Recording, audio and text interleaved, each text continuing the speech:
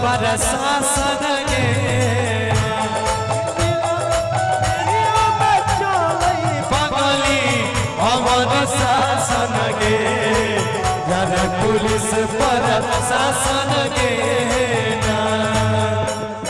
धारा धारा गोली चलता हसनपुर के चौक पर धारा धारा गोली चलता हसनपुर के चौक नाचे पर तो छौरी तोरा राइफल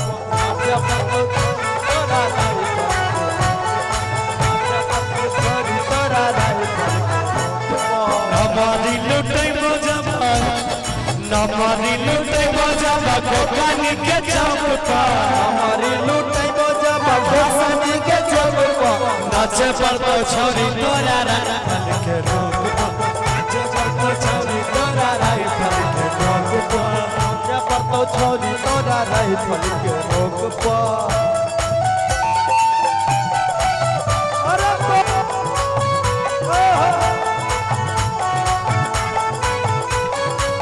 क्या बात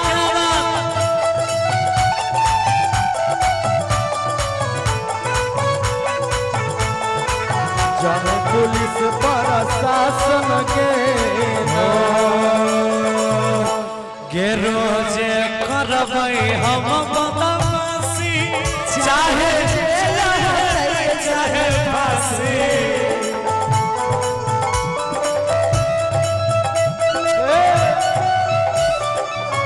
दिन करबै हम बदमाशी चाहे चाहे फांसी दिन करबो बदमाशी चाहे जेल होतै चाहे फांसी के पगली नेता विधायक लगवे हमारे आसन गे जन पुलिस प्रशासन गे जिला समस्तीपुर में चले पगली हमर शासन गे जन पुलिस प्रशासन गे के पूरा हसनपुर में चले छौरे हमर शासन गे जन पुलिस प्रशासन गे चले पगली हमर शासन गे जाने पुलिस प्रशासन गे और संजय कुमार बबलू प्यारे चाचा जी की तरफ से फिर से बहुत सारा पुरस्कार बहुत बहुत धन्यवाद आपको आइए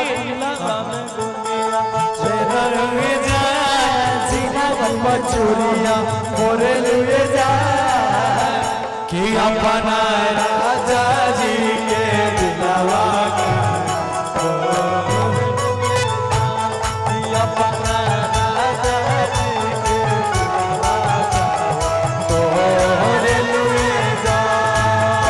अरे बेरी बेरी चूड़िया थोड़े लुए जा सिलावत चूड़िया थोड़े लुए जा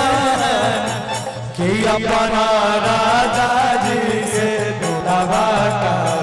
तोरे लुए जा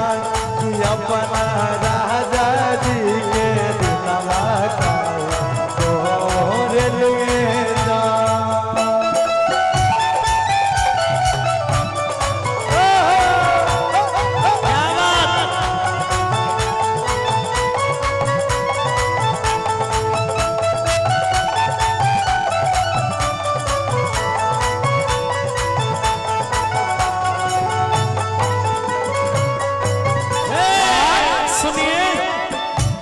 कि कोकनी के छौरा जे कहते तो डर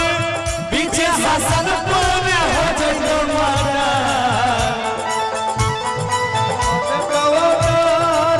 बीच हसनपुर में हो जे तो मना छौरा जे कहते तो पीछे समस्तीपुर हो जइती मारा कोकनी के छौरा जे कहते तो बीच सरसा में हो जाइए मना कि हमें सुनबो नहीं छौरे के कर भाषण गे जन पुलिस प्रशासन गे कि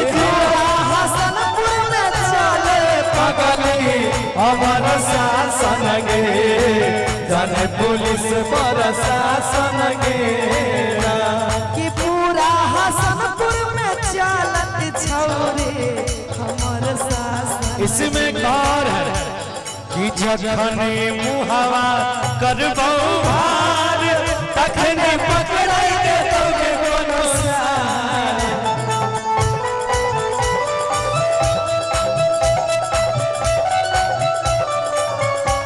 के जखने मुहावा करबो भार तखने पकड़ाई दे तोगे कोनो सार। के जखने मुहवा करबो धार तखन पकड़ाई दे तोगे कोनो सार। कि पूरा बिहार के पुलिस करो हमारा रे सगे केना देखइयो सगे कि हमारा बचाल छोड़ल 17 गो मर्डर के सगे केना देखइयो सगे